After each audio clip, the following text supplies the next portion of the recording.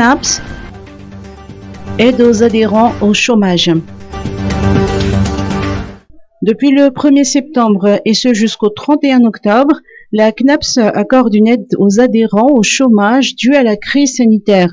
Il s'agit d'une aide financière substantielle, ponctuelle et non remboursable de 175 000 arrières par personne, a annoncé Mamra Koutounjaïbe, le directeur général de la CNAPS, au cours d'une conférence de presse ce matin. Les adhérents concernés sont invités à se renseigner auprès des agences ou du siège de la CNAPS.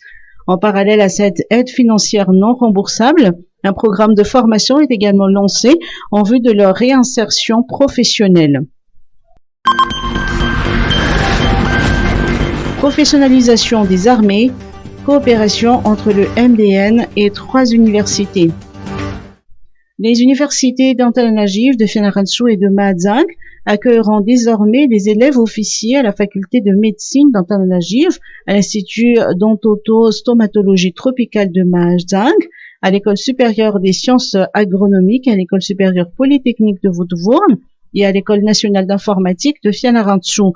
Un accord cadre de coopération entre le ministère de la Défense nationale et les 3 universités a été acté ce matin entre le professeur Béatrice Assoumakou, ministre de l'Enseignement supérieur et de la Recherche scientifique, et le général Richard Akotnidine, ministre de la Défense nationale. La professionnalisation des armées est un pilier de la restructuration, a indiqué le ministre de la Défense nationale à cette occasion. Barea de Madagascar, apprendre de ses erreurs.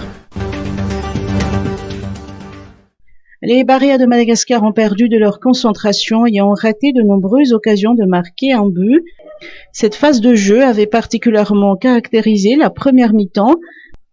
Par ailleurs, jouer dans un stade flambant neuf a beaucoup marqué les joueurs qui ont voulu donner plus sans y parvenir. Néanmoins, nous apprenons de nos erreurs et comptons faire mieux à la rencontre de ce mardi avec la Tanzanie. Tels ont été les propos d'Eric Rabesanjat, un sélectionneur des Barea, après le match d'hier, comptant pour les éliminatoires de la Coupe du Monde 2022. Pour sa part, Michel Dussuyer, entraîneur des Écureuils du Bénin, s'est dit satisfait des exploits de ses joueurs. Ils se sont conformés aux consignes et ont su saisir les occasions de marquer. Le match d'hier s'est soldé par la défaite des Barea sur un score de 1-0. Les Barea assisteront à l'inauguration du stade de Mamasne demain avant de s'envoler pour la Tanzanie samedi soir.